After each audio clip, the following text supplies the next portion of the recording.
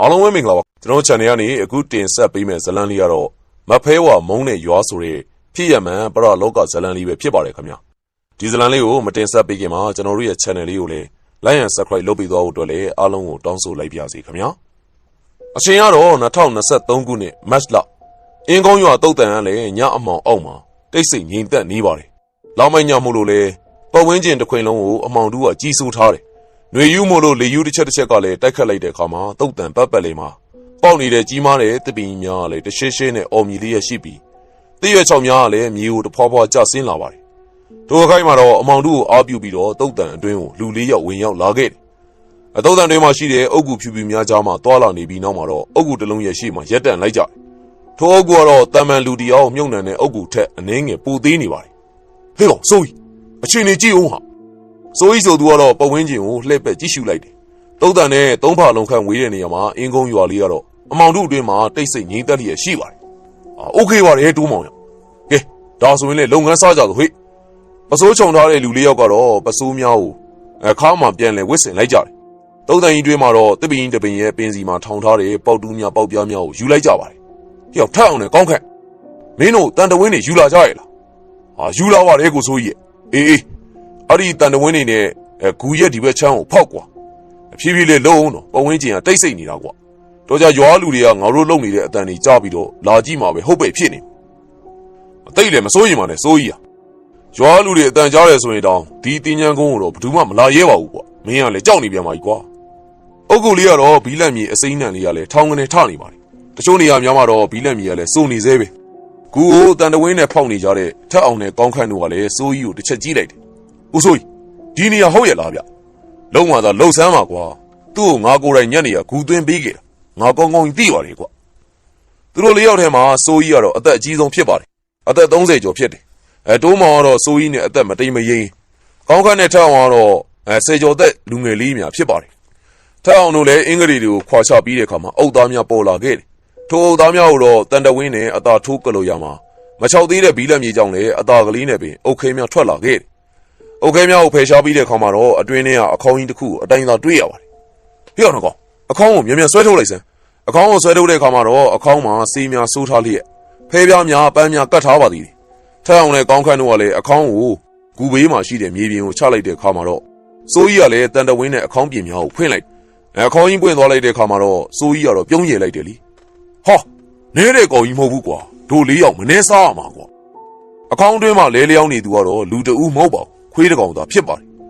ခွေးဆိုတော့လေနိုင်ငံသားဖြစ်ခွေးမျိုးကြီးဖြစ်ပြီးတော့အကောင်ထွားထွားအမွှေးပေါက်ပေါက်ကြီးဖြစ်တယ်ခွေးရက်ကလည်းလူကြီးရဲ့ခစောင်းလောက်ပင်ရှိတာမို့လို့ခွေးသေးကောင်ကြီးကိုတော့စိုးကြီးတယောက်တည်းမရှိနိုင်တာကြောင့်လဲထက်အောင်နဲ့ကောင်းခန့်တို့ကဝိုင်းဝန်းပြီးတော့တည်ဆောင်ပေးရတယ်ခွေးကောင်ကြီးကိုတော့လာရောင်အောက်မှာချလိုက်ပြီး၃ယောက်သာခေါင်းချင်းဆိုင်လိုက်ကိုစိုးကြီးခွေးကမပုတ်သေးပါဘူးနော်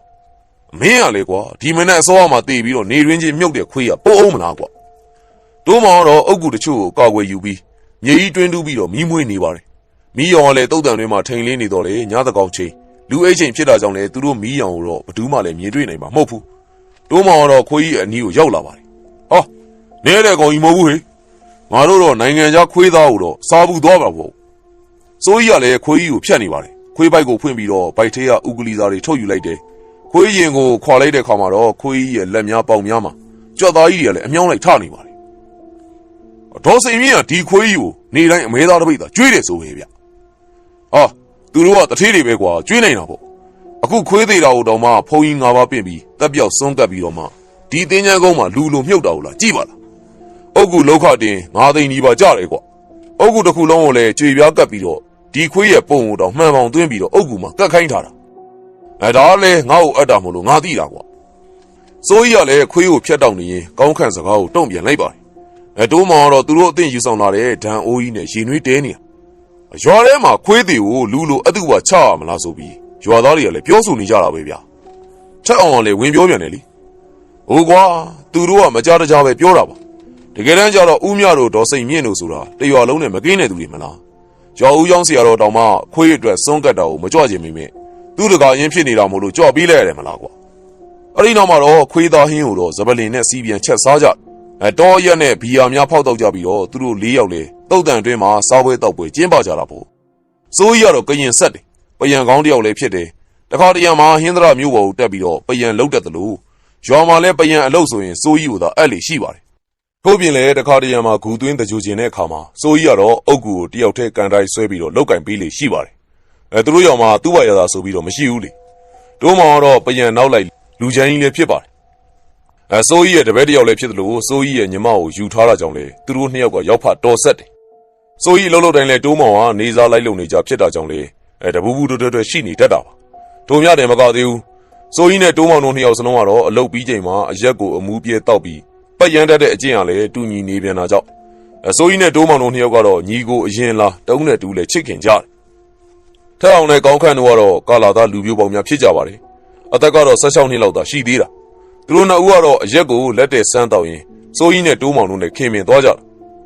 တာစိုးကြီးကလည်းသူတို့ကိုယောက်ျားလေးများတက်အပ်တဲ့ပညာရည်များကိုသင်ကြားပေးနေရတယ်တိတ်မကြခင်မှာတော့စိုးကြီးကသူတို့နှစ်ယောက်ရဲ့ဆရာဖြစ်မှန်းမသိဖြစ်သွားခဲ့ဦးမြနဲ့ဒေါ်စိန်မြင့်တို့မိသားစုကလည်းဘိုးဘွားအစဉ်ဆက်စံဆက်ပိုင်ခဲ့တဲ့တတိများဖြစ်ကြပါတယ်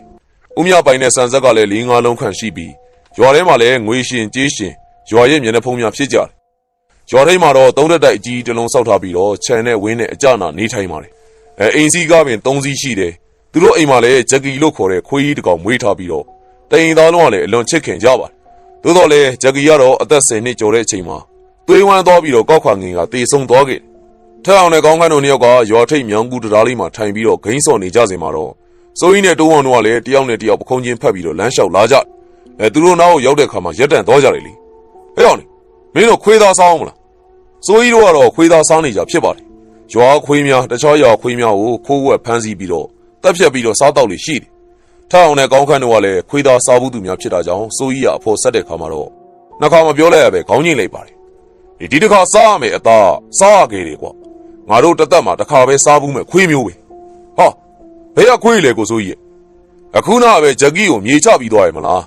ဒီခွေးကြီးကိုငါကြည့်တော့အသားတွေကလည်းစူနေတာပဲကွာတထေးခွေးဆိုတော့လေအစားကောင်းနေစားလို့ထင်ပါရဲ့ဝါဖြီးနေတာပဲဟိအဲ့ဒါငါတို့ဒီညဂျက်ကီအလောင်းကိုဖော်ပြီးတော့ချက်စားကြမလို့ဟာဟုတ်ပါလေလို့ပါကိုစိုးကြီးအမင်းတို့မစားကျင်လဲနေလေကွာငါတို့ကတော့စားမှာပဲအားလို့တော့မလုပ်ပါနဲ့ဗျာကျုပ်တို့လည်းစားကျင်နေဗျဘယ်မှာစုံကြမလဲဒီည7 နာရီလောက်ဒီတရားထိတ်ကိုလာခဲ့ကွာငါတို့တူတူစုံပြီးမှတင်ញံကုန်းကိုသွားကြတာပေါ့ဒါနဲ့မင်းတို့နှစ်ယောက်တန်တဝင်းတယောက်တစ်လက်စီတော့ယူခဲ့အောင်အခုတော့တင်ញံကုန်းတွေးမှာခွေးသားဟင်းချက်နေပြီဖြစ်ပါတယ်ခွေးသားဟင်းကိုလည်းမဆလာလေးဖြူလိုက်တဲ့အခါမှာတော့ရနံလေးကလည်းမွှေးကြိမ်လာတယ်လေအဲ့ဒီနောက်မှာမိဖို့ဘွားချပြီးတော့ပူပူလောင်လောင်နဲ့စားတော့ကြတယ်အရွယ်စားကြီးတဲ့ခွေးမလို့လေအသားတော်တော်ရပါတယ်ခွေးသားတုံးကိုက်လိုက်တောရက်ကလေးနဲ့မျောချလိုက်သူတို့၄ယောက်လည်းဇေယျမင်းစည်းစိမ်ခံစားနေထိုစဉ်မှာပဲတုတ်တန်အတွင်းကနေခွေးဟောင်တန်များကြားရပါတယ်အထက်အောင်နဲ့ကောင်းခန့်တို့လည်းခေါင်းထောင်ပြီးတော့ပဝင်းကျင်ကိုလှည့်ကြည့်တယ်ခွေးဟောင်တန်ကိုကြားရတော့လေခွေးကိုတော့မမြင်ရဘူးလိုက်ကြည့်မနေသမ်းပါနဲ့ကွာခွေးလေခွေးလွန်နေဖြစ်မှာပေါ့ခွေးတွေကအမျိုးဆိုရင်တိတ်တီတာကွာသူတို့အမျိုးတွေချက်စားခံရပြီဆိုရင်အဲ့ဒီလိုပဲစူးစူးဝါးဝါဟောင်တတ်ကြတယ်နှစ်နာရီခန့်ကြာအောင်စားတော့ပြီးတဲ့အခါမှာတော့သူတို့တော်တော်မူးနေကြပြီထိုချိန်မှာတော့တစ်ပင်ကြီးတပင်မောကနေလူကြီးတယောက်ကဇောက်ထိုးကြီးတွေ့ဆင်းလာတာကိုသူတို့၄ယောက်စလုံးမြင်တွေ့ရတယ်တစ်ပင်ကြီးကလည်းအလွန်ကြီးမားပြီးတော့တိရွက်ကြွေချိန်ဖြစ်တာကြောင့်တိရွက်များမရှိတော့ပဲအယိုးပြိုင်ပြိုင်ကျသလိုဖြစ်နေပါတယ်ထိုလူကြီးကတော့တစ်ပင်ကြီးပေါ်နေဆင်းလာပြီးတော့တစ်ပင်ချီရင်မှာမတ်တက်ရက်လိုက်တယ်ဖေအောင်လေငါ့ကိုလေကြွေးစမ်းအောင်မမင်းကဘာအောင်လဲကွာအချောင်စားခြင်းနဲ့အချောင်သမားလားတိုးမောင်တော့မူးမူးနဲ့ထားလိုက်ပြီးတော့ပေါက်တူးကိုဆွဲလိုက်ပြီးထိုလူကြီးကိုပေါက်တူးနဲ့လိုက်ရိုက်တယ်ထိုလူကြီးကလည်းတုံးတန်တွင်းမှာပြေးသွားပြီးတဲ့နောက်မှာတစ်ပင်တစ်ပင်မဟုတ်တက်ပြေးသွားပါတယ်တိုးမောင်လည်းကျေလောင်လှတဲ့ရီတန်ကြီးနဲ့ရီမောလိုက်ဟဲ့အောင်ငါကြောက်တက်တိရှိရင်ဆင်းခဲ့လေကွာမင်းတင်မကောက်ဘူးဟေ့မင်းတို့တဆွေလုံးတစ်မျိုးလုံးခေါ်လာခဲ့စမ်းဟုတ်ပြီလားတိုးမောင်စိန်ခေါ်ပြီးတော့အဟိနေတော့လေထက်အောင်နဲ့ကောင်းခန့်တို့ကတော့အလွန်ကြောက်ရွံ့နေပါတယ်ကျုပ်တို့ပြန်တော့မယ်ကိုစိုးကြီးကျုပ်တို့မနေရတော့အဲ့ဒီနောက်မှာတော့တန်တဝင်းများပဲမယူတော့ပဲနှစ်ယောက်သားလေတုတ်ချီတင်ပြီးတော့ပြေးကြတယ်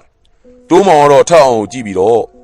ဟေးကောင်မင်းတို့နောက်မှာမဲမဲကြီးလိုက်လာတယ်ကွာတမင်စားနောက်ပြီးအော်ဟဲလိုက်တော့လေထက်အောင်တို့နှစ်ယောက်ကတော့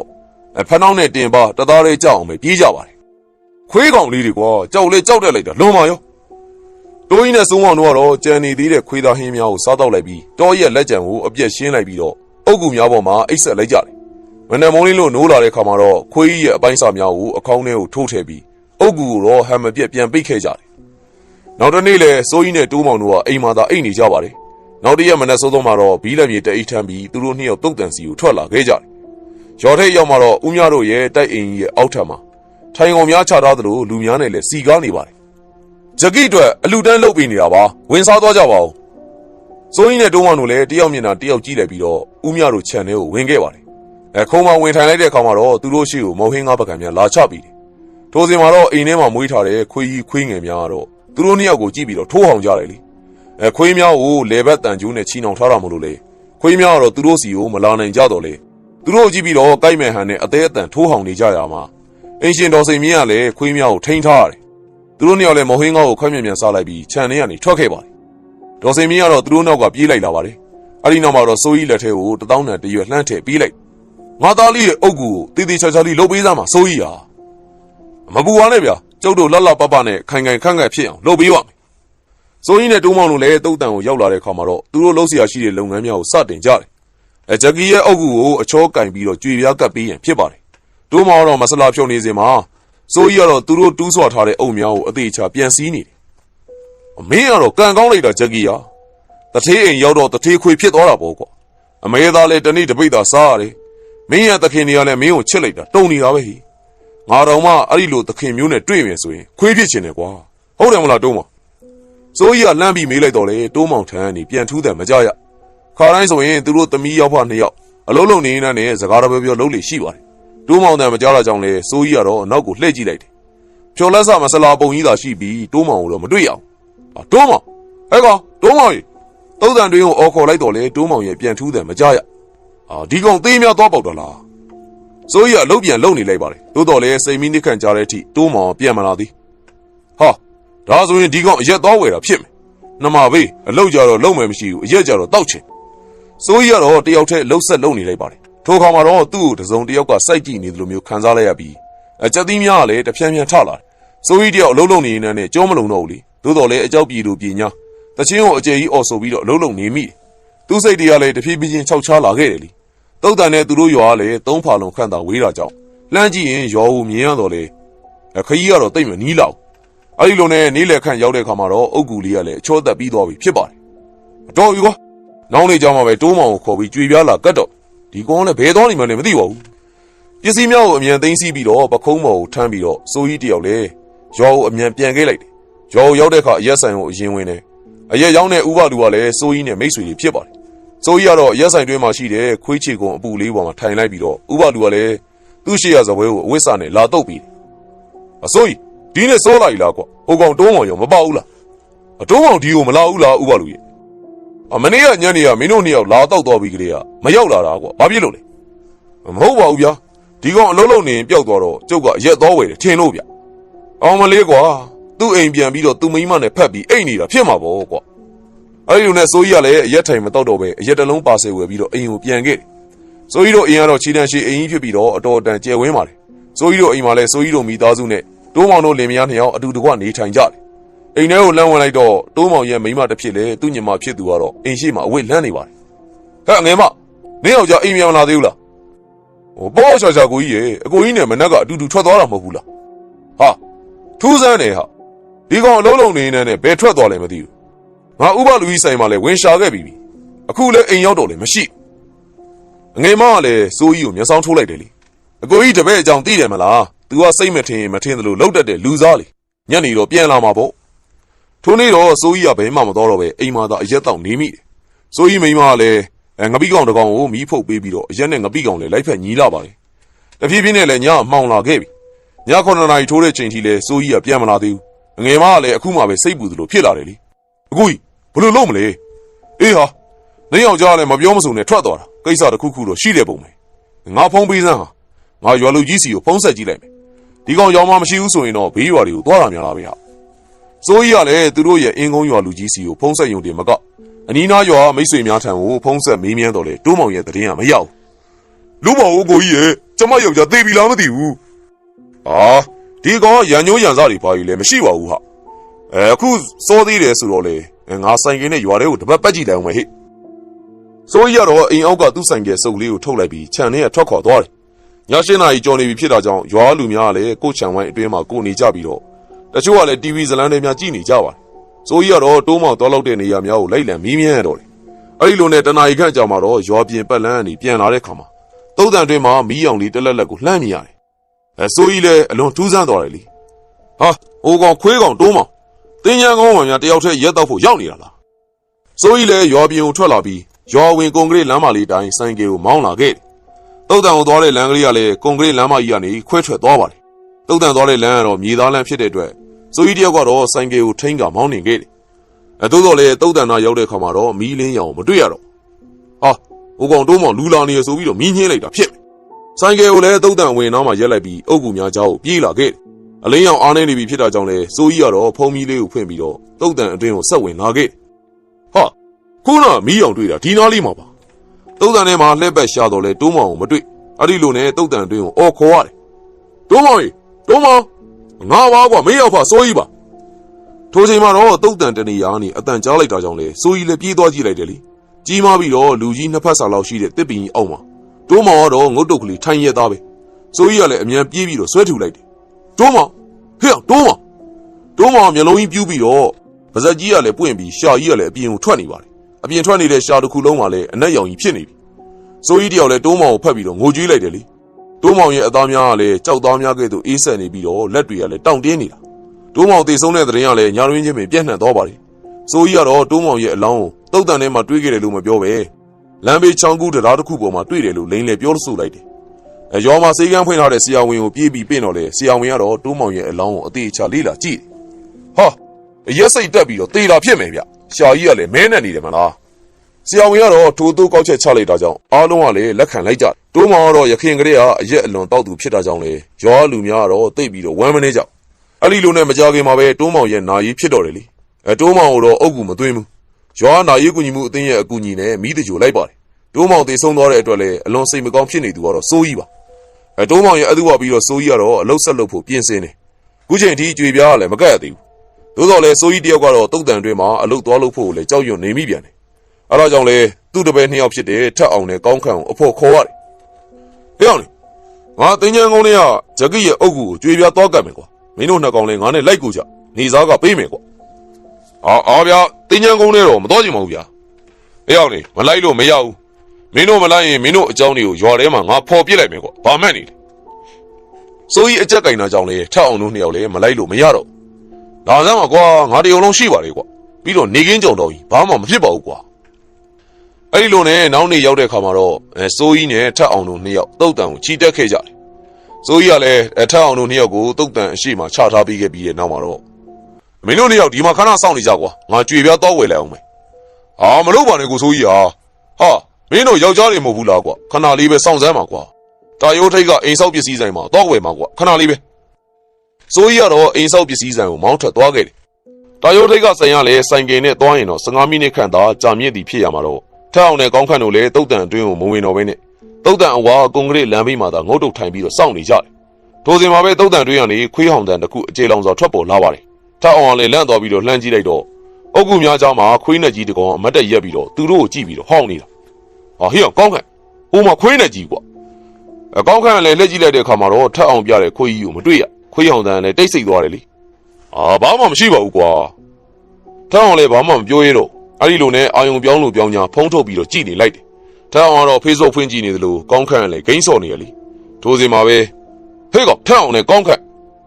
အတန်တန်ကြားအကြောင်းတုတ်တန်တွင်းကိုလှည့်ကြည့်လိုက်တယ်လူရိပ်လူချေမတွေ့ရသူတို့နှစ်ယောက်ထိုင်နေတဲ့ကွန်ကလစ်လမ်းနဲ့တုတ်တန်ဆိုတာလေပေ200ကျော်လောက်ပဲကွာဝေးတာလေဟေ့ကြားလိုက်လားကွာ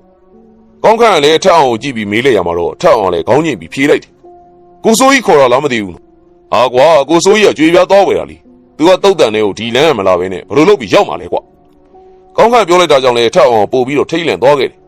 ယ်ဆက်ပြီးတော့ဖုံးကြည့်နေတော့လေသူတို့နှစ်ယောက်စလုံးနောက်ကျောတွေမလုံကြတော့တုတ်တန်ကိုလှည့်ကြည့်နဲ့ကြည့်နေမိပါတယ်ဟေးထက်အောင်နဲ့ကောင်းခန့်ငါဒီမှာကွာဒီတခါတော့အတန်လဲခုနအထက်ပို့ပြီးတော့ကျေလောင်လာတယ်ထက်အောင်နဲ့ကောင်းခန့်လည်းတယောက်မျက်နှာတယောက်ကြည့်လိုက်ကြတယ်လေအတန်ကတော့ကိုစိုးကြီးအတန်မဟုတ်ဘူးကွာငါသိတယ်အဲ့ဒါကိုတိုးမောင်ရဲ့အတန်ပဲကွာငါသူ့အတန်ကိုကောင်းကောင်းမှတ်မိပါတယ်နောက်တစ်ချက်ထပ်ခေါ်ပြန်တယ်သူတို့နှစ်ယောက်စလုံးကလည်းအမှတ်တမဲ့နဲ့တုတ်တန်တွင်းကိုကြည့်လိုက်တယ်ထိုခါမှာတော့အယိုးပြိုင်ပြိုင်ကျနေတဲ့တစ်ပင်ကြီးတစ်ပင်အောက်မှာတိုးမောင်ကတော့သူတို့နှစ်ယောက်ကိုလက်ပြနှုတ်ဆက်နေတာတိုးမောင်တေဆုံးပြီးမှကိုနှစ်ယောက်စလုံးကသိတာကြောင့်လေခေါင်းမွေးတွေထောင်လာပြီးတော့ကြက်သီးတွေတပြင်းပြင်းထလာတယ်ထိုခိုင်းမှာတော့အေးဆက်တဲ့လက်ကြီးကလည်းသူတို့ပခုံးပေါ်ကိုကျဆင်းလာပါတယ်အောင်မလေးဗျ သူတို့နှစ်ယောက်လည်းဗျိုင်းတူခုံလိုက်ကြတယ်လေအနောက်ကိုလှည့်ကြည့်လိုက်တော့ကိုစိုးကြီးဖြစ်နေတာဟာမင်းတို့နှစ်ကောင်လုံးစရာရှိတာမလုပ်ဘူးဒီမှာဘာဖြစ်နေရလဲဟိုခုနကတော့ကိုတိုးမောင်ကြီးကဟိုတစ်ပင်ကြီးအောက်ကနေကျုပ်တို့လှမ်းခေါ်နေတာတွေ့လိုက်တယ်ဗျစိုးကြီးလည်းမျက်မှောင်ကျုပ်ပြီးတော့တစ်ပင်ကြီးကိုလှမ်းကြည့်လိုက်တော့ဘာမှမတွေ့ဘူးသူ့စိတ်ထဲမှာလည်းအနေငယ်စိတ်ထင်သွားတယ်လေသို့တော်လည်းသူကြောက်ပြ၍မရသူကြောက်ပြလိုက်ရင်ဟိုနှစ်ကောင်ထွက်ပြေးမှတေးကြတယ်အဲ့ဒါကြောင့်လေထအောင်နဲ့ကောင်းခန့်ရဲ့ဇက်ပိုးများကိုလက်ကျန်းကျန်းနဲ့ရိုက်ထည့်လိုက်တယ်မင်းတို့ကောင်တွေကွာဘာမှမရှိပါဘူးကွာလာကွာသွားကြမယ်စိုးကြီးကတော့ကြွေပြားတွေထည့်ထားတဲ့စက်ကူဘုံကြီးကိုထမ်းပြီးတော့ဝင်သွားတော့လေထက်အောင်တို့နှစ်ယောက်ကတော့တုတ်တန်တွင်းကိုမလိုက်ဝင်ကြဘူးစိုးကြီးကလည်းသူတို့ကိုလှည့်ကြည့်တယ်လေ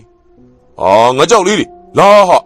မြန်မြန်လှုပ်ပြီးမြန်မြန်ပြန်ကြစို့မင်းတို့မလာရင်မင်းတို့အကြောင်းတွေအကုန်မင်းတို့မိဘတွေတည်သွားမယ်မှတ်စိုးကြီးကချင်းရောက်လိုက်တာကြောင့်လေထက်အောင်တို့နှစ်ယောက်လည်းမလိုက်ချင်နဲ့လိုက်လာခဲ့ရတယ်စိုးကြီးကတော့အုတ်ကူကိုကြွေပြားကတ်နေတယ်သူတို့နှစ်ယောက်ကတော့စိုးကြီးကိုကူညီပေးရတော့လေစိတ်ထဲမှာအလွန်ထိတ်လန့်နေမိတယ်ထိုစဉ်မှာကောင်းခန့်ရတော့တစ်ပင်ကြီးရဲ့ပင်ကြီးကိုထိုးပြတယ်ဟာဟိုမှာဖက်နှက်တရံမလားတစ်ပင်ချင်ရင်မှာစီစီညီညီချွတ်ထားတဲ့အနီရောင်ရောဘာဖက်နှက်ကိုတွေ့ရတယ်အဲ့ဒါဒိုးမောင်စီးတဲ့ဖက်နှက်မလားစိုးကြီးလည်းတစ်ချက်တွန့်သွားတယ်လေသို့တော်လည်းလုံးလက်စအလုတ်ကိုအပိသက်ရန်ပို့ပြီးရေးကြည့်တာမို့လို့ကြွေပြားတွေကိုခက်မြင်မြန်ကတ်လိုက်တယ်ရွာလူတွေပြောနေကြတာကိုတိုးမောင်ကြီးကိုတရေတက်လို့သိတယ်လို့ပြောနေကြတာကွာတိတ်မကြောက်တတ်တဲ့ကောင်းခန့်ရတော့ထိုးစကားကိုအစဆွဲထုတ်လိုက်ပါတယ်တော်ပါတော့ကွာဒီအကြောင်းတွေမပြောသမ်းပါနဲ့ကြောက်တတ်တဲ့ထက်အောင်လည်းတုံရင်နေပြီဖြစ်ပါတယ်မဟုတ်ပါဘူးကွာငါလည်းကြုံလို့ပြောတာပါအဲ့ဒီသတင်းကြားပြီးတော့ငါတွေးမိတာတခုရှိတယ်ငါတို့ခွေးသားချက်စားတဲ့ညတော့ဒီပင်မောကတရေကြီးတကောင်ဆင်းလာတာမင်းလည်းမြင်နေမလားကိုတိုးမောင်ကလည်းတရေကြီးကိုပေါက်တူးယိုးနဲ့လိုက်ရိုက်တာလေကွာငါအထင်တော့အဲ့ဒီတရေကြီးကကိုတိုးမောင်ကိုမကြင်မနဲ့လို့သူ့ကိုတတ်လိုက်တာများလားဟာမဟုတ်တာတွေရှောက်မပြောပါနဲ့ကွာတိုးမောင်ကအရက်စိတ်တက်ပြီးတော့သေတာကွာရွာရှိလူကြီးတွေရှောက်ပြောနေတဲ့မဟုတ်ကစကားတွေမယုံကြစမ်းပါနဲ့ကွာစိုးကြီးကတော့ကြွေပြားများကိုအမြန်ကပ်ပြီးတော့လက်စာတက်နေပါတယ်ထိုချိန်မှာတော့တစ်ပင်ချေးမှာကြောက်နေတဲ့တိုးမောင်ရဲ့ဖက်နဲ့အနီကလေးလူတအူးလမ်းလျှောက်တယ်လို့တလန်းချင်းလမ်းလျှောက်နေတာကိုလေသုံးဦးစလုံးမြင်လက်တယောက်မျက်နှာတယောက်ကြည့်လိုက်ပြီးထက်အောင်နဲ့ကောင်းခန့်တို့ကတော့တုတ်တန်တွင်းကနေထွက်ပြေးကြပါတယ်စိုးကြီးလည်းပစ္စည်းများပြင်မသိနိုင်တော့ပဲတုတ်တန်တွင်းကနေအမြန်ပြေးထွက်ပြီးတော့ဆိုင်ကယ်ကိုခွာလိုက်တယ်ဆိုင်ကယ်တော့ဖွင့်ပြီးတော့ဆက်နိုးတော်လေဆက်ကမနိုးဆိုင်ကယ်ဆက်ကိုခြေထောက်နဲ့တအားနှင်းပြီးတော့ဆက်နိုးနေစင်မှာတော့စိုးကြီးရဲ့ဆိုင်ကယ်ပေါ်ကိုတစုံတယောက်ခုန်တက်လိုက်တယ်လို့ခံစားလိုက်ရပြီးဆိုင်ကယ်ကလည်းတိတ်ငနေဖြစ်သွားတယ်ဒီအဲ့ဒီနောက်မှာအေးဆက်နေတဲ့လက်ကြီးနှစ်ဖက်ကစိုးကြီးရဲ့လယ်ပင်ကိုလာရောက်ချုပ်ကင်လိုက်တယ်စိုးကြီးလည်းမဝင်မရဲနဲ့နောက်ကိုလှည့်ကြည့်လိုက်တဲ့ခါမှာတော့ပုတ်ပွားပြီးတော့ရုပ်ပြက်ဆင်းပြက်မျက်နှာကြီးနဲ့တိုးမောင်တွေ့လိုက်စိုးကြီးရဲ့အော်တန်လည်းတင်ငယ်ကုန်းတစ်ခွင်လုံးဖုံးလန်းသွားပါတယ်ထက်အောင်နဲ့ကောင်းခန့်တို့နှစ်ဦးကလည်းရွာလန်းအတိုင်းတော်တော်ပါနဲ့ပြေးသွားကြတာထက်အောင်တို့ကောင်းခန့်တို့လည်းရွာထဲကိုပြေးဝင်လာခဲ့ပါတယ်တုတ်တန်တွင်းကအတန်တကြီးអော်လိုက်တဲ့စိုးကြီးရဲ့အော်တန်ကိုကြားလိုက်ရတယ်နှစ်ယောက်သားလည်းမိမိတို့နေထိုင်တဲ့အိမ်ကိုပြန်ရောက်တဲ့ခါမှာတော့အမောဖောက်ပြီးတော့ဟောဟဲလိုက်နေပါတယ်အလွန်ကြောက်လန့်နေတဲ့ထက်အောင်လည်းဖျားသွားတော့တယ်လေ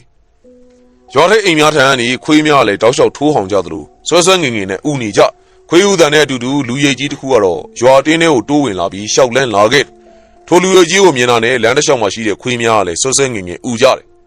ယ်တရွာလုံးလည်းအိမ်မောကြနေတော့လေစိုးကြီးရဲ့အိမ်ထဲမှာတော့လူတွေစီကားနေပါတယ်စိုးကြီးရဲ့အလောင်းကိုဖတ်ပြီးတော့သူ့ကြမဖြစ်သူတိုးမောင်ရဲ့မိန်းမကလည်းအော်ဟစ်ငိုကြွေးနေပါတယ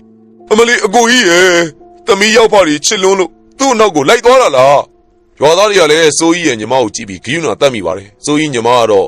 လွန်ခဲ့တဲ့ရက်ပိုင်းအပြင်လင်းယောက်ျားဖြစ်သူတိုးမောင်တေဆုံးထားခြင်းဖြစ်ပြီးအခုလည်းအကိုဖြစ်သူထပ်မံတေဆုံးတဲ့အတွက်လည်းယူကျုံမရဖြစ်လောက်เสียပဲတရွေ့ရွေ့နဲ့လေးလေးပင်ပင်ရှောက်လာတဲ့ခြေတံကြီးကလည်းအတူဝအိမ်အဝင်မှာရက်တန့်သွားတယ်စိုးကြီးရဲ့ညီမကတော့စိုးကြီးရဲ့အလောင်းကိုဖတ်ထားရင်အိမ်ဝင်ဝကိုလှမ်းကြည့်လိုက်တယ်လေဟင်အကိုကြီးစိုးကြီးညီမကတော့ခြံဝကိုကြည့်ပြီးထိုသူအော်ဟင်နဲ့လဲကျသွားခဲ့တယ်ဘေးနားလူများလည်းဝိုင်းဝန်းထိန်းပြီးလိုက်ပါတယ်လူအများခြံဝကိုကြည့်တဲ့အခါမှာဘယ်အရာမှလည်းမတွေ့ရဘူးနောက်ရက်မှာတော့စိုးကြီးရဲ့အတူပါချတယ်ဆိုင်ငယ်မောက်ပြီးတော့တုတ်တန်အနီးမှာဇက်ကြိုးပြီးတေဆုံးနေတဲ့စိုးကြီးအလောင်းကိုတော့ရွာသားများကတော့တယောက်တစ်မျိုးလဲကောက်ချက်ပေးကြပါတယ်ရွာနီးမှာရှိတဲ့ဆရာဝန်လေးကလည်းစိုးကြီးကတော့အရက်အလွန်ကျူးတောက်ပြီးတော့ဆိုင်ငယ်မောင်းရင်းနဲ့ဆိုင်ငယ်မှောက်ပြီးဇက်ကြိုးသွားပြီးတော့ထိုနေရာမှာပဲတေဆုံးသွားခြင်းဖြစ်မယ်လို့ကောက်ချက်ချလိုက်တယ်အစိမ့်သေးသဘောမျိုးတေဆုံးသွားတဲ့စိုးကြီးကိုတော့နောက်တရက်မှာမိသကြိုလိုက်ပါတယ်ဟေးကောင်ထက်ကိုစိုးကြီးအတူပါကိုမင်းလိုက်အောင်မလားငါမလိုက်ချင်ဘူးကွာအေးလေမင်းကနေမကောင်းတော့လေနေခဲ့ပေါ့ငါတော့ကိုစိုးကြီးတေတာသွေးရိုးသားရိုးမဟုတ်ဘူးလို့ပဲထင်နေကွာကောင်းခန့်ပြောရင်းနဲ့ထက်အောင်နီးကိုတိုးကပ်လိုက်ပြီးလူရိပ်လူချီကြည့်လိုက်တယ်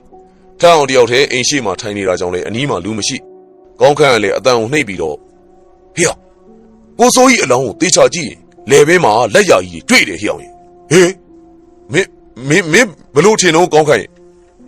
မင်းလည်းသိသားပဲကွာအဲ့ဒီနေရာငါတို့တင်းချမ်းကုန်းမှာအုတ်ကူလုံနေတော့ကိုတိုးမောင်ကြီးကငါတို့ကိုခြောက်လန့်ခဲ့တာမလားအေးငါထင်တော့ကိုတိုးမောင်ကြီးကကိုစိုးကြီးကိုတက်ပစ်လိုက်တာဖြစ်မယ်သူတို့ကအမြဲတွဲနေတာမလားနောက်ပြီးတော့သူတို့ကြားထဲမှာလည်းမကြည်လေတာတစ်ခုခုရှိမယ်ထင်တယ်ကွာအမင်းကဘာလို့စိုးလို့ချင်တာလဲရွာလူတွေပြောတာတော့ကိုတိုးမောင်ကိုကိုစိုးကြီးကတင်းချမ်းကုန်းထဲမှာတက်ပစ်လိုက်တယ်လို့ပြောကြတယ်အဲ့ဒါကြောင့်ကိုတိုးမောင်ကလည်းကိုစိုးကြီးကိုပြန်တက်ဟိအောင်ကောင်းခံရမဟုတ်တာဒီမပြောရနဲ့ကွာငါနားမထောင်ချင်တော့တရေကြောက်တဲ့ထက်အောင်ကတော့ကောင်းခန့်ရဲ့စကားတွေကိုဆက်နားမထောင်ချင်တော့ကောင်းခန့်ကလည်းထက်အောင်ကြောက်တဲ့မှန်းသိတာကြောင့်တမင်တက်တက်6လန့်ချင်းဖြစ်ရမှာထက်အောင်ကြောက်သွားတဲ့အတွက်ရီမောလိုက်အေးဟောကွာမင်းကြောက်တယ်ဆိုရင်လည်းငါမပြောတော့ပါဘူးအောင်ကငါမကြောက်တတ်ပါဘူးကွာရုတ်တရက်မို့လို့လန့်သွားလို့မကြောက်တဲ့ဘူးလဲဆိုသေးကွာနှွေခေါင်ခေါင်ကြီးဖျားတောင်ဖျားနေတယ်မလားမင်းเจ้าကိုငါတီဆုံးမှာထက်အောင်ရဒါနဲ့စကားမဆက်ညနုံကကိုစိုးကြီးကရွာထဲဝင်လာတယ်ကွာသူ့ညီမတောင်မှသူ့အကိုတရေကြီးကိုတွေ့ပြီးတော့လန့်ပြီးတော့မေ့လဲသွားတယ်ဆိုရင်မကြောက်ဘူးလို့ပြောတဲ့ထက်အောင်ကတော့ခေါင်းမွေးတွေထောင်ထလာပါတယ်မင်းဟာဟုတ်လို့လားကောင်းခိုင်အေးဆိုငါတင်ကိုစိုးကြီးနဲ့ကိုတိုးမောင်ကငါတို့စီကိုများလာမလားပဲကွာတိတ်ဆန်းမှာကောင်းခိုင်ရမင်းဒါတွေပြောဖို့လာတယ်ဆိုရင်တော့လေငါအိမ်ကနေခုပြန်တော့အေးပါကွာသူတို့ကလာတော့လာမှာကွာဘာလို့လဲဆိုတော့ငါတို့ကိုသူတို့ကသိခင်တာမလားပြီးရင်ငါတို့၄ယောက်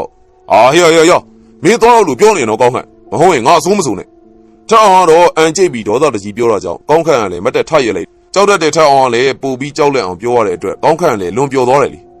အေးပါကွာသွားဆိုသွားပါမယ်ငါတော့သူ့ကိုအဲ့သူပါလိုက်ဖို့လည်းမွေကွာတော့ကြာဒီလောက်ခင်တဲ့လူချင်းနာရေးကိုလိုက်မပို့ရကောင်းလားဆိုပြီးကိုစိုးကြီးဒေါသထွက်ပြီးတော့ငါတို့ရန်လာရှာနေအောင်မယ်ကောင်းခန့်ကတော့ပြောပြောဆူဆူနဲ့အိမ်အောက်ဆင်းသွားတယ်ထိုအခါမှာထက်အောင်တယောက်ကတော့အိမ်ရှိကမ်းမှာထိုင်ရင်ထိတ်လန့်လာတယ်လေအမေပဲသွားနေရလေဟဲ့တာဘာဖြစ်လို့ရှောက်အောင်နေရလဲမင်းရလေဗျာတားနာမှနေတာမဟုတ်ဘူးအော်လဲရတာမောလိုက်တာအေးကွယ်စံပြုတ်ရပါပြီကွယ်တောက်မလားထက်အောင်လဲခေါင်းချင်းပြလိုက်တဲ့ခါမှာသူ့အမေကလည်းစံပြုတ်တစ်ခွက်ခတ်လာပြီးတော့ထက်အောင်ရှိမှချထားပြီးစံပြုတ်အေးစီရန်အတွက်လည်းပါဇက်နဲ့မှုတ်ပေးနေပါတယ်ထက်အောင်လည်းကိုစိုးကြီးတေဆုံးတီကိုကြောက်ရွံ့တော့လေစိတ်ထဲကတော့တိကျင်စိတ်များဖြစ်ပေါ်လာတယ်ဒါနဲ့ကိုစိုးကြီးညရွာထဲဝင်လာလို့ဆိုအေးညတရွာလုံးကခွေးတွေကလည်းဥလိုက်တာစူးညံနေတာပဲသားအစေးတောက်ပြီးအိတ်နေတော့မကြားလိုက်တာဖြစ်မယ်ကဲရောတောက်လိုက်အောင်ထက်အောင်တယောက်ကတော့စံပြုတ်တဲ့စုံကိုခတ်တော့ရင်စိတ်ထဲမှာကြောက်လန့်နေမိတယ်ထိုနေ့ညကတော့ထက်အောင်တယောက်ဖျားယုံတယ်မကပဲဝမ်းပြက်နေတာလေညအချိန်မတော်လန့်နှုံးလာခဲ့ပြီးနောက်မှာတော့ဝမ်းလွန်သွားကျင်တာကြောင့်လေအိမ်နာကိုအမြန်ပြေးခဲ့တယ်နည်းနည်းနောက်ကျပါကလည်းပစိုးထဲမှာဝမ်းနေထွက်ကုန်မှာဖြစ်ပါတယ်အိယာကနေထတော့မှပဲဝမ်းထွက်ကြမှာစူတာကြောင့်ကမန်းကရန်ပြေးလာခဲ့ရတော့လေအိမ်နာတဲ့ရောက်မှာခြောက်ချလာခဲ့တယ်ဆဲငယ်အော်လိုက်တဲ့ခွေးဥသံများကိုကြားရတဲ့အတွက်လေထက်အောင်တယောက်ကတော့ထိတ်လန့်သွားတယ်လေအိမ်နာနဲ့အိမ်ထဲကအနှဲငယ်လှမ်းတယ်မလားအိမ်သာရဲ့အနောက်ဘက်မှာတော့ခြံစည်းရိုးရှိပြီးခြံစည်းရိုးတစ်ဖက်မှာရွာပြင်ဘက်ကနေဖောက်လုပ်ထားတဲ့ရွာပတ်လန်းရှိတယ်။နေ့အချိန်မှာတော့ထိုရွာပတ်လန်းကနေဆိုင်ကယ်များလူများသွားလာတတ်တော့လေညအချိန်မှာတော့ဘာမှမရှိဘူး။ရွာပြင်ပတ်လန်းတစ်ဖက်မှာတော့ကျေပြောလာတဲ့ကွင်းကြီးများရှိပြီးဟိုးဝေးမှာတော့တစ်ပင်များအောင်ဆိုင်ဆိုင်နဲ့တုတ်တန်ကြီးကိုလှမ်းမြင်နေရတယ်။အိမ်တော်ဘောနဲ့ဆင်းမဲ့လုံးမှာတော့ရွာပြင်ပတ်လန်းကနေဖက်နှက်ကိုပုတ်ဆွဲပြီးတော့လေးပင်လမ်းလျှောက်လာတဲ့လမ်းလျှောက်တန်ကိုကြားတယ်အထက်အောင်လည်းတယောက်သွားလာနေတာဖြစ်မယ်လို့ထင်လိုက်ပြီးအိမ်တော်ဘောဆင်းလိုက်ပါတယ်သူထင်တဲ့အတိုင်းမှာပဲလူတယောက်ကလမ်းလျှောက်လာပြီးသူတို့ရဲ့ခြံနောက်ဖက်နာမှာရက်တန့်သွားခဲ့တယ်မောင်မဲနေရကြောင်လဲထိုသူကတော့မြည်သူမြည်ဝါဆိုတော့မသိနိုင်ဘူးအထက်အောင်လည်းထိုသူကိုဂယုမထားတော့ပဲအိမ်ဘက်ကိုရှောက်လာစေမှာတော့အထက်အောင်ကြီးအကွဲအခေါ်တန်ကြီးကိုကြားလိုက်ရတာကြောင့်လဲထက်အောင်တယောက်ကြက်သီးမွင်းချင်းထသွားတယ်ထက်အောင်ကြီးငါပါကွာကိုစိုးကြီးပါထက်အောင်လည်းထိုးတန်ကိုကြားတဲ့အခါမှာတော့အိမ်စီကိုအမြန်ပြေးသွားပြီးအိမ်တော်ဖေးဘောက်ကနေခုံတက်ပြီးတော့တကားကိုစောင့်ပိတ်သွားပါတယ်ကောင်းနေအမောင်လေးကလူကတော့ရီမောနေလိုက်တယ်ထိုသူကတော့တခြားသူမဟုတ်ထက်အောင်ရဲ့တငယ်ချင်းကောင်းခန့်ပင်ဖြစ်ပါတယ်ကောင်းခန့်ကတော့ထက်အောင်ကြောက်တတ်တာကြောင့်တမင်6လက်ရန်အကြံရပြီးကိုစိုးကြီးအတူအိမ်ကနေထွက်လာခဲ့ခြင်းပဲဖြစ်ပါတယ်တိုက်ဆိုင်အိမ်နာတက်ရန်ပြေးလာတဲ့ထက်အောင်မြင်တာကြောင့်6လန်လိုက်ခြင်းပဲဖြစ်တယ်ကောင်းခန့်ကတော့3-4ချိန်လောက်အော်ခေါ်လိုက်တယ်ထက်အောင်ကတော့အိမ်လေးထဲမှာတော့အမှောင်တိကျနေတယ်လीမကြခင်မှာအိမ်တွင်းကနေကြောက်လန့်တကြအော်ဟစ်တန်ကြားလာကြောင်းကောင်းခန့်ကတော့ကြိတ်ပြီးရီမောပြီးရွာပြင်ပတ်လန်းတိုင်အိမ်ကိုပြန်ခဲ့ပါတယ်ဆိုကြီးအတူမှာလည်းလောက်ကင်ပေးသူများကတော့ရွာတလေးအတိုင်းအရက်သေးစာများနဲ့အခန့်လေးရှိရမှာကောင်းခန့်ကလည်းကိုစိုးကြီးရဲ့အိမ်မှာအရက်တောက်လာတာကြောင့်လည်းအနှဲငယ်ထွေးလာပါတယ်ရွာပြင်ကွန်ကရစ်လမ်းမကြီးကလည်းလာရောင်အောင်မှာဖြောင်ပြူးနေတယ်ကွင်းတွင်းကနေဖြက်ပြီးတိုက်ခတ်လာတဲ့လေးကြောင့်လည်းပူလုံးနဲ့ຫນွေညကိုတော့နှဲငယ်အေးမြသွားစီပါတယ်ကောင်းခန့်ပူလုံးနာကြောင့်လည်းထောင်းအောင်တို့အိမ်ဘက်ကနေထွက်လာပြီးတော့သူ့အိမ်ကိုဖြည်းဖြည်းချင်းရှောက်လာခဲ့တယ်ရွာပြင်လမ်းတဲ့နေရာရောက်မှာတော့သူ့ရှိမှာပိတ်ရနေတဲ့လူနှစ်ယောက်ကိုတွေ့လိုက်တယ်လေဟေးဘယ်သူတွေလဲကွာလူလောင်းနေတာမမြင်ဘူးလားဖဲသား ကောင်းခန့်အချိန်မောင်းလိုက်တော့လေထိုလူနှစ်ဦးကဖယ်မသွားဘဲနဲ့အရှိကိုတိုးလာတယ်ကောင်းခန့်ရဲတောက်ထားတာကြောင့်လေစိတ်နဲကြော့လာပြီးတော့ပစိုးကိုပြင်ဝက်သူ့ထံကိုရှောက်လာတဲ့လူနှစ်ယောက်ထံကိုပြေးဝင်လိုက်ပြီးတော့လက်သီးနဲ့ထိုးလိုက်သို့တော်လည်းသူ့ရဲ့လက်သီးကတော့လူတဦးရဲ့ရင်ဘက်ကိုထိမှန်သွားတော့လေထိုလူကဘာမှမဖြစ်သလိုကောင်းခန့်ရဲ့လက်သီးကလည်းဖွဲအိတ်ကြီးတစ်ခုကိုထိုးလိုက်ရတယ်လို့ဖြစ်သွားတယ်ကောင်းခန့်လည်းလန့်ပြီးတော့ထိုလူနှစ်ဦးရဲ့မျက်နှာကိုအသေးချာကြည့်လိုက်တယ်လေဟင်ကိုတိုးမောင်ရဲ့မျက်နှာကြီးကလည်းတင်းမှခတ်ထန်နေပါတယ်နောက်တဦးကိုကြည့်လိုက်တော့ကိုစိုးကြီးဖြစ်နေတာတွေ့ရတယ်စိုးကြီးနဲ့တိုးမောင်ကတော့ကောင်းခန့်ကိုမျက်နှာသေးကြီးနဲ့ကြည့်နေရမှာကောင်းခန့်ကလည်းအလွန်ထိတ်လန့်သွားပြီးတော့အနောက်ကိုလှည့်ပြေးပါတော့တယ်သို့တော်လည်းခက်ဝေးမပြေးလိုက်ရသူ့ရှိမှငုတ်တုတ်ထိုင်နေတဲ့ခွေးနဲ့ကြီးတကောင်ကိုလည်းတွေ့မြင်လိုက်ရတယ်ကောင်းခန့်နဲ့နီးလာလေးလမ်းပေါ်မှာထိုင်နေတဲ့ခွေးနဲ့ကြီးကလည်းကြီးလာလေးဖြစ်ပါတယ်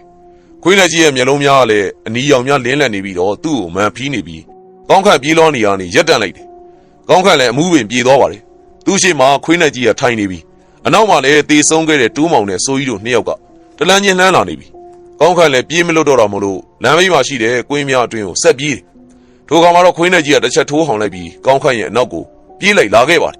တကယ်ကြီးထောင်းခေါ်တန်ကြားလာကြောင့်လည်းမျက်လုံးစုံကိုဖွင့်ကြည့်လိုက်တယ်သူ့အနီးမှာတော့အမေနဲ့ဆွေမျိုးသားချင်းများထိုင်နေကြတယ်ထောင်းတကုံလုံးနဲ့ဇောချွေးများပြန့်နေပါတယ်ဟုတ်တော့သတိရလာပြီလားထောင်းကတော့ငုတ်တုတ်ထိုင်ပြီးပြင်ဆင်လိုက်ချိန်မှာသူ့အမေကတော့သူ့ကိုဆွဲထူပြီးတော့အိမ်ထရံကိုခေါင်းထောင်ဝေးပြီးတော့မိခိုင်းလိုက်တယ်ထောင်းတကုံလုံးလည်းနှုံးချိနေပြီးတော့လက်များခြေများလည်းမသိနိုင်တော့တာလီစကားတွေသိမပြောရနဲ့တာရဲ့တာဟိုညအပေါ်ထသွားရင်နဲ့မိဖို့ကြောင့်နေမှာလဲကြနေတာတာရဲ့အခုဆိုသားသတိလင့်နေတာ9ရက်နီးပါးရှိပြီဆရာဝန်ကစေးရုံတင်ခိုင်းနေပြီထောင်းကလည်းအာယူပြီးတော့စကားပြောကျင်တော့လေအတန်းမထွက်သလိုလေချောင်းတွေကလည်းအကွဲနာကျင်းနေပါတယ်အမှန်တော့ထောင်းကတော့အိမ်နာတရင်နဲ့စိုးရီတရေကြောက်ခံပြီးတော့မိလဲသွားခြင်းပဲဖြစ်တယ်သို့တော်လည်းသူနိုးလာတော့ကောင်းခန့်ရဲ့အတန်ကိုကြားရတယ်အခုတော့အိမ်မှာကောင်းခန့်မရှိဘူးလေထောင်းကအိမ်ရှိကိုကြည့်လိုက်တယ်ထိုခါမှာတော့သူတို့အိမ်ရဲ့ခြံဝင်ဝါနာမှာမတ်တရက်နေတဲ့ကောင်းခန့်ကိုတွေးလိုက်တယ်အထက်အောင်လည်းအာယူပြီးတော့လက်ကိုလှမ်းမြောက်ပြီးတော့ကောင်းခန့်ကိုလှမ်းခေါ်လိုက်တယ်သို့တော်လည်းကောင်းခန့်ကတော့သူ့ကိုကြည့်ုံသာကြည့်ပြီးဘာစကားမှပြန်မပြောဘူးဟဲ့ကောင်လာလီကွာထက်အောင်ရဲ့အမေကတော့ထိတ်လန့်ပြီးအိမ်ပြင်ကိုကြည့်လိုက်တယ်လေဘ누구ကိုခေါ်နေတာလဲတာရဲ့ဟိုမှာလေအမေရဲ့ကောင်းခန့်ခြံဝါနေကျွန်တော်လှမ်းကြည့်နေတာဟင်ထက်အောင်ရဲ့အမေရောဆွေမျိုးတချို့ကမျက်လုံးပြူးသွားကြတယ်ထက်အောင်ကတော့သူ့အမေကိုလက်တို့ပြီးတော့အဲ့ကောင်အိမ်ထဲကိုဝင်ရှင်နေပုံရတယ်အမေရဲ့အမေသွားခေါ်ပေးလိုက်စမ်းပါနေစမ်းပါသားရဲ့သူ့ဟာသူနေပါစီထက်အောင်ရဲ့အမေကလည်းမျက်နှာတော်တော်ပြက်နေပြီလေမဟုတ်တာပဲဗျဒီကောင်ခုနသားကိုခေါ်နှိုးလိုက်တာအခုအိမ်မော်မတက်ဘူးဆိုတာလေအမေတို့ရှိနေလို့ထင်ပါရဲ့ဗျမဟုတ်တာတွေမပြောရနဲ့တော့သားရဲ့ပြန်ပြီးတော့ပြန်လဲအိတ်လိုက်နော်ကောင်းခန့်ဘာဖြစ်နေလို့သူ့ကိုအိမ်မော်မခေါ်ချင်တာလေအမေရဲ့ထက်အောင်မေကလည်းဘာပြောရမှန်းလဲမသိအနားမှာထိုင်နေတဲ့ထက်အောင်တော်ကတော့ထက်အောင်ကိုကြည့်လိုက်ပြီးတော့မင်းတငယ်ချင်းကောင်းခန့်ဟိုတနေ့ကပဲဆုံးသွားပြီလေဗျာဟုတ်လို့လားဗျကျွန်တော်ခုသူ့ကိုမြင်နေရတယ်နော်တကယ်ပေါ့သားရဲ့ခွေးယူကြိုက်ခံပြီးတော့ခွေးယူပြန်ပြီးတေသွားတာထက်အောင်တော့အတော်ပြောနေတဲ့စကားများကိုမယုံကြည်ချင်တော့သူတို့တွေကလည်းတေပြီလို့သာပြောနေတော့လေသူမျက်စိရှိမှကောင်းခန့်ကိုအတိုင်းသားမြင်နေရတယ်ထက်အောင်တော့အိမ်ရလူများသူ့ကိုတမင်လိန်ပြောခြင်းဖြစ်မယ်လို့ထင်နေတာလေဟောရန်နဲ့အတော့စားရှိတဲ့ကောင်းခန့်နဲ့ပေါင်းသင်းနေထိုင်သည်ကိုအင်အားလူများကလည်းသိမကြိုက်ဘူးထက်အောင်ကြည့်နေတဲ့နဲ့ကောင်းခန့်ရဲ့နဘေးမှာလူတယောက်ပေါ်လာတယ်ထိုလူကတော့ကိုစိုးကြီးဖြစ်ပါတယ်ကိုစိုးကြီးကတော့ထက်အောင်ကြည့်နေရင်လက်ရက်ပြီးတော့လှမ်းခေါ်လိုက်တယ်အဲဒီနောက်မှာကိုစိုးကြီးဘေးမှာကိုတိုးမောင်လည်းပေါ်လာပြန်တယ်သုံးယောက်စလုံးကိုမြင်တော့မှထက်အောင်တယောက်လည်းအလွန်သွေးပြတ်သွားတယ်လေအမေဟိုမှာကိုစိုးကြီးနဲ့ကိုတိုးမောင်ကကျုပ်ကိုလှမ်းခေါ်နေပြီဗျဟာအမေလုံးပါဦးဗျာသူတို့လာနေကြပြီသူတို့တားပေးပါဦးမလာကြနဲ့မလာနဲ့ထက်အောင်တယောက်လည်းအင်းရှီကမ်းမှာလူးလိန်နေတာကြောင့်အင်အားလူများကလည်းဝိုင်းဆွဲထားရတယ်ထက်အောင်ရတော်ကလည်းထက်အောင်အင်းရှီကိုမမြင်စေရန်အတွက်စောင်းကြီးတစ်ထက်ယူပြီးတော့အင်းရှီပတင်းပေါက်ကိုထကာလိုက်သို့တော်လည်းသူတို့အားလုံးနောက်ကျသွားခဲ့ထက်အောင်ကတော့မျက်လုံးကြီးပြူးပြီးတော့သူ့အမေရဲ့လက်ထဲမှာငြိမ်ကျသွားပါတယ်မကြခင်မှာတော့ထက်အောင်တို့အိမ်ထဲမှာလည်းငိုတန်ယူတန်အော်ဟစ်တန်များထပ်ပေါ်လာခဲ့ထက်အောင်တည်ဆုံးသွားတဲ့နေ့မှာကောင်းခန့်ကိုတကြိုပြီးနောက်တရက်ဖြစ်တယ်ညနေနေဝင်ကြီးတရောချိန်မှာတော့တုတ်တန်တွင်းကနေခွေးဥတန်ကြီးကြားလိုက်ရပါတယ်အဲ့ဒီနောက်မှာတော့ခွေးနဲ့တကောင်ကရွာစီကိုပြေးလာတယ်ရွာလေလမ်းမကြီးတိုင်ပြေးလာပြီးရွာသားများအားလုံးလည်းထိတ်လန့်နေကြတယ်ဟာခွေးဥထင်တယ်လိုက်ကြဖမ်းကြပါဟာနွေရာသီဖြစ်တာကြောင့်လည်းခွေးရလည်းအလွန်ပေါ်တတ်ပါတယ်ခွေးယူများကလည်းခွေးလေများဖြစ်ကြပြီးခွေးယူထားတဲ့အချိန်မှာရွာတွေကိုဝင်ပြီးတော့မဲမြင်သမျှကြိုက်ပြီးတော့ဆွဲတတ်ကြတယ်အဲ့ဒါကြောင့်လည်းရွာသားများကတော့ခွေးယူမြင်ရင်လည်းကြောက်လန့်မောင်းထုတ်ကြုံတယ်မကရိုက်ပုတ်ပြီးတော့တက်ဖြတ်လေရှိတယ်အခုလဲရွာရှိလူရဲများကတော့ဒုံများလေးခွများကင်ဆောင်ပြီး ရွာတွေကိုပြေးဝင်လာတဲ့ခွေးယူအနောက်ကိုပြေးလိုက်သွားကြတယ်ခွေးယူရတော့ရွာလေလန်းတိုင်းပြေးဝင်သွားရမှာရွာလူများကလည်းကြောက်လန့်တာကြောင့်ပြေးလွှာပုံအောင်နေကြလူတစုကလည်းအနောက်ကနေထက်ချက်မကွာလိုက်လာရင်မကြခင်မှာတော့ရွာလေမှာရှိတဲ့လမ်းလေးကွာဆုံးကိုရောက်ရှိလာခဲ့ပါတယ်တခြားလမ်းများအနေနဲ့ခွေးယူလို့ဆိုတာကြောင့်လူများတက်လာကြတော့လေလမ်းဆောင်လမ်းကွာအရောက်အဖွဲ့များအားလုံးစုံပြီးတဲ့ခါမှာတော့ခွေးယူကအစနာပင်မတွေ့ရတော့ဟာခွေးယူပဲရောက်သွားလေကွာတအိမ်နဲ့ဝင်ပြီးတော့ပုံနေတာများလားရွာသားများကလည်းတညက်နေလုံးခွေးယူကိုရှာဖွေတော်လေအစနာပင်ရှာမတွေ့တာကြောင့်ည8 နာရီထိုးကန်ဒီမှာခွေးယူရှာပုံတော့ရက်ခဲ့ကြတယ်အညာတကောင်ရချိန်မှာတော့ခွေးဦးတန်ကြီးကြားပြန်လေလေရွာတွေကလူငယ်များကလည်းညနေတကောင်ချိန်ကြီးမအိတ်တကြသေးဘူးဂိမ်းစောတဲ့သူကစော့ဖုံးသုံးတဲ့သူကသုံးတဲ့ညတော်နတ်မှာအိတ်ကြတယ်ခွေးဦးတန်ကြီးကြားပြီးတဲ့ခါမှာတော့ခွေးနဲ့ကြီးတကောင်ကတော့ရွာတွင်းထဲကိုတလန်းချင်းလှမ်းဝင်လာတယ်ထိုခွေးနဲ့ကြီးရဲ့နောက်ကနေလူ4 ယောက်ကတလန်းချင်းလှမ်းပြီးတော့ဖြင်းချင်းစွာရှောက်လာသည်ကိုတော့မအေးသေးတဲ့လူငယ်တချို့ကတွေးလိုက်ကြတယ်လေရွာလေလမ်းမီးတိုင်များကလည်းထိန်လင်းနေတော့လေထိုလူ4 ယောက်ကိုတော့မြည်သူမြည်ဝါမဲမမြင်ရဘဲနဲ့အရေးနဲ့ကြီးအဖြစ်သာမြင်ရတယ်တမန်လူမဟုတ်ပဲနာနာဘော်များဖြစ်ကြောင်းကိုလည်းသိလိုက်ရတယ်မနဲ့လေးနဲ့ခါမှာတော့ငိုတံများကြားရတယ်လေရွာလူများကလည်းညရွာကိုတရေဝင်တဲ့အကြောင်းပြောဆိုနေကြတယ်အလားတူပဲရွာမှာရှိတဲ့အသက်ကြီးပိုင်းလူကြီးတယောက်ကလည်းကွယ်လွန်သွားခဲ့ထိုလူကြီးကတော့နာရာရှိယောဂတည်ဖြစ်တာကြောင့်လည်းသူ့ရဲ့တည်ဆုံးမှုကလည်းတရေများဝင်တာနဲ့တိုက်ဆိုင်သည်လို့လည်းထင်မှတ်ကြတယ်သို့တော်လည်းတပတ်တစ်ခါလူလို9 ရက်တစ်ခါလူလိုတရေများဝင်လာတတ်ပြီးတော့တရေဝင်ပြီးပါကလည်းနောက်တရက်မှာတော့ရွာတအူးကတော့တည်ဆုံးရစမြဲပဲ3-4 ချိန်ခန့်ဖြစ်ပြီးတဲ့ခါမှာတော့ရွာသားများကလည်းတုန်လှုပ်လာကြတယ်လေဟာဒါရွာခိုက်တာပဲကွာဒီတရေတွေကိုတားဆီးမှရမယ်ရွာသားတွေကပြောဆိုတာကြောင့်လေရွာလူကြီးနဲ့ဆရာတော်များကလည်းရွာဝင်လမ်းမှာပရိတ်တရားကိုရွတ်ကြတယ်ထိုနေ့ညကလည်းအလားတူတရေများဝင်လာတော့လေဝင်မရရှိနေတာကိုတချို့ကလည်းတွေ့မြင်ကြတယ်လေရွာအတွင်းဝင်မရတာကြောင့်လေတရေများကတော့ရွာကိုတညလုံးပတ်နေကြပြီးတောက်ခေါက်တံများစူပူကျင်းဝါတံများကြားနေရတယ်ထို့သောတိုင်အောင်လေနောက်နေ့မှာတော့လူသေးစမြဲပဲအင်းကုန်းရွာမှာတော့ဂျိုစိုးဝင်နေပြီဖြစ်ပါတယ်ရွာမှာအတုကအင်ကလည်းအဆက်ပြက်တယ်လို့မရှိတအိမ်မှာတစုံတစ်ယောက်သေဆုံးပြီးရက်မလဲသေးခင်မှာနောက်တအိမ်ကတစုံတဦးကသေဆုံးပြန်တယ်အစာပိုင်းမှာတက်ကြီးရွယ်ဦးများလူနာများသေဆုံးကြတော့လေနောက်ပိုင်းမှာတော့အရွယ်ကောင်းတဲ့လူငယ်တွေကလေးတငယ်တွေပါတစ်ခုပြီးတစ်ခုဖြစ်တတ်ပြီးတော့သေဆုံးတတ်ကြတယ်ရွာသူရွာသားများကလည်းရွာမှာစက်မနေရတော့ပဲဆွေမျိုးများရှိတဲ့ရွာများကိုပြောင်းရွှေ့နေထိုင်ကြတယ်ဆရာတော်များကလည်းရွာလေလမ်းမပေါ်မှာလည်းပရိတ်တရားတွေရွတ်ဖတ်ကြတော့လေရွတ်ဖတ်တဲ့အခါမှာဒါရက်တန်သွားပြီးတော့တပတ်ခန့်ကြားတဲ့အခါမှာပြန်လေဖြစ်ပွားလေရှိတယ်အင်းကုန်းရွာလေးမှာတော့လူဦးရေ4 ပုံ 1 ပုံသာကြံရပါတယ်လူများကလည်းဇက်တိုက်သေဆုံးလျက်ရှိပြီး6 လအတွင်းမှာရွာသား18 ဦးထိလည်းသေဆုံးနေပြီဖြစ်တယ်ရွာလူကြီးများနဲ့ရက်ရွာအုပ်ချုပ်ရေးမှူးများကလည်းခေါင်းမီးတောက်နေပြီဖြစ်ပါတယ်နောက်ဆုံးမှာတော့ဟင်းသရမျိုးဟာအထက်လန်းဆရာတဦးကိုပြင်ရတယ်ထိုဆရာကြီးရဲ့နာမည်ကတော့ဦးဘိုးမြပဲဖြစ်ပါတယ်ဦးဘိုးမြကတော့ကားပေါ်ဆင်းလိုက်ကြတဲ့ရွာမတက်နိုင်ကိုတတိထားမိတယ်စိတ်ထဲမှာလည်းအလွန်ကြောက်မက်ဖွယ်ကောင်းတဲ့ခံစားမှုတစ်ခုခံစားနေရတယ်လေခမရတို့ရွာတစ်ခုခုတော့မှားနေပြီဗျမကောင်းတဲ့အငွေ့သက်တွေရနေတယ်အောက်ကိုပါလေဆရာကြီးရဲ့အဲ့ဒါကြောင့်လေဆရာကြီးကိုပင့်ခေါ်ရတာပေါ့ကျုပ်တို့ရွာကိုကယ်တင်ပေးပါဗျာအေးငါဒီဒေသဆိုင်ရာပိုင်ရာတွေခေါ်ပြီးတော့မေးပေးမယ်ဦးဘိုးများကတော့ခါထောက်ပြီးတော့ရွာကိုကြည့်နေစင်မှာပဲမိမကြီးတရားသူ့အနီးကိုရောက်လာတယ်ထိုမိမကြီးကတော့ခြေစလုံးထိရှည်လေးရတဲ့သပင်ကြီးကိုဖားရချပြီးထမင်းရင်ရှားကိုလည်းအထက်ဆင်ဇောက်ထိုးနဲ့ဝစ်စင်ထားသည်ထိုမိမကြီးကတော့ဆရာကြီးရဲ့နားကိုရောက်တဲ့ခါမှာခါထောက်ပြီးတော့မတ်တက်ရက်လိုက်နေပါကောင်းလေငါအသိဉိုင်းဆောင်မယ်နေမျက်နာမာလိုက်လားဒီရွာလူတွေကကြုံမကြိုက်တာကိုလှုပ်ထားတာအဲ့ဒါကြောင့်လေဒင်းတို့ကြုံမုန်းတယ်ခွင့်လွန်ပေးလိုက်စမ်းပါဟာဟိုးမရောက်ဒင်းတို့ခွင့်မလွန်နိုင်ဘူးဒင်းတို့တရွာလုံးကလူတွေကိုအသီးမဲ့ကြွေသလိုတဖြုတ်ဖြုတ်ကြွေကြအောင်ကြုတ်လုံးထိုးသောပြောဆိုပြီးတဲ့ခါမှာတော့ရုတ်တရက်ပျောက်ကွယ်သွားပါတယ်ထိုမိမကြီးကိုဆရာကြီးတယောက်သာမြင်ပြီးကျန်တဲ့သူများမတွေ့ရဘူးလို့လည်းပြောကြတယ်ဆရာကြီးတယောက်တည်းစကားပြောနေရအောင်လည်းတွေ့မြင်ကြရတယ်လေဆရာကြီးကတော့ကြေးရွာအုပ်ချုပ်ရေးမှုဘက်ကိုလှည့်လိုက်ပြီးတော့လေတင်းချိုင်းဆောင်ကခမရတို့ကိုမကျင်တဲ့လူတဲ့ခမရတို့ရွာလူတွေကလည်းသူမကြိုက်တာကိုလှုပ်ထားကြတယ်လေမဟုတ်ပါဘူးဆရာကြီးရေကျုပ်တို့ဘာမှမလုပ်ပါဘူးကဲခမရတို့မသိဘူးဆိုရင်လည်းသိတယ်လူမေးကြည့်ကြတာပေါ့ကဲဝင်စမ်းကွာဆရာကြီးអော်လိုက်တာနဲ့ကြည်နေကြတဲ့ရွာသားများအတွင်းရွာသူတဦးကတော့ခွေကနေလဲကျသွားတယ်အဲ့ဒီနောက်ထိုရွာသူကတော့စောင်းကြောင်ကြီးထိုင်ပြီးတော့ငိုကြွေးနေပါတယ်ပြောစမ်းမင်းတို့ဘာလုပ်ခဲ့ကြလဲ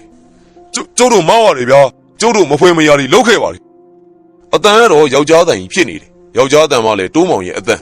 တိုးမောင်ငိုကြွေးပြီးတော့မှအဖြစ်ပြက်အဆဆုံးကိုပြန်ပြောတယ်ထိုခါမှပဲရွာသားများအားလုံးကလည်းနားလေသွားကြတယ်လေကျုပ်တို့ကယ်ကြပါအောင်ဗျာကျုပ်တို့4 ယောက်အခုတော့အဲ့ဒီတင်ញန်းကုန်းကတင်ញန်းဆောင်ကြီးရှိမှကြုံဖြစ်နေရတာပါဗျအေးမင်းတို့တော့ရည်စူးပြီးတော့ငါတို့တွေကုသိုလ်ကောင်းမှုလုပ်ပြီးအမျှတမ်းပေးဝင်မယ်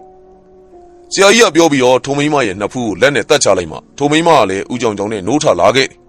ရွာသားများကလည်းဖြစ်ပျက်အစုံကိုတည်သွားတာမို့လို့အလူတစ်ခုဖြစ်မြောက်ပြန်စီစဉ်ကြတယ်လေနောက်တစ်နေ့မနက်မှာတော့ဆရာတော်များကိုစွန့်လှူသင်္ကန်းလှူပြီးမကြွမလွတ်သေးတဲ့သူများကိုဖိတ်ကြားပြီးတော့အမျှတမ်းပေးဝေလိုက်တယ်ထို့မြမကသေးဘူးဆရာတော်များကိုလည်းဆိုင်ကယ်ပေါ်တင်ပြီးတော့ Bluetooth speaker များနဲ့ပရိတ်တရားတော်ကိုရွတ်ဖတ်စေပြီးရွာရဲ့လမ်းကြိုလမ်းကြားများမှာမကြမ်းရွာကိုခုနှစ်ပတ်ပတ်ပြီးတော့ပရိတ်တရားရွတ်ဖတ်ကြတယ်ထို့သောစီမံပြီးတော့မှရွာမှာလည်းလူသေးဆုံးမှုဆက်မဖြစ်တော့ပဲပုံမှန်တိုင်းပြန်ဖြစ်သွားပါတယ်ရွာအိုးစွန့်ခွာသွားကြတဲ့ရွာသားတို့ကလည်းပြန်မလာရဲကြသေးဘူးအဲ့ဒီထဲမှာစိုးကြီးရဲ့ညီမတိုးမောင်ရဲ့မိန်းမဖြစ်သူလည်းပါဝင်နေပါတယ်သို့တော်လည်းယနေ့တိုင်အင်းကုန်းရွာလေးရဲ့တုတ်တံမှာတော့တစ်ခါတရံမှာငိုတန်ကြီးများအော်ဟစ်စုညံတန်များနဲ့ခွေးဥတန်များကြားနေတတ်သည်ဆိုတော့ရွာကန်များကလည်းပြောဆိုတတ်ကြပါတယ်ကျွန်တော် channel ကနေအခုတင်ဆက်ပေးခဲ့တဲ့ဇာတ်လမ်းလေးကတော့မဖဲဝါမုံနဲ့ရွာဆိုတဲ့ဖြစ်ရမှန်ပရလောကဇာတ်လမ်းလေးပဲဖြစ်ပါတယ်ခင်ဗျာနောက်ထပ်လည်းဘလို့စိတ်ဝင်စားပွဲကောင်းတဲ့ဇာတ်လမ်းတွေကိုထုတ်လွှင့်တင်ဆက်ပေးမယ်ဆိုတာစောင့်မျှော်ခံစားနားဆင်အားပေးကြပါအောင်ခင်ဗျာနားဆင်အားပေးကြတဲ့ပရိသတ်များအားလုံးကိုအထူးပဲကျေးဇူးတင်ရှိပါတယ်ခင်ဗျာ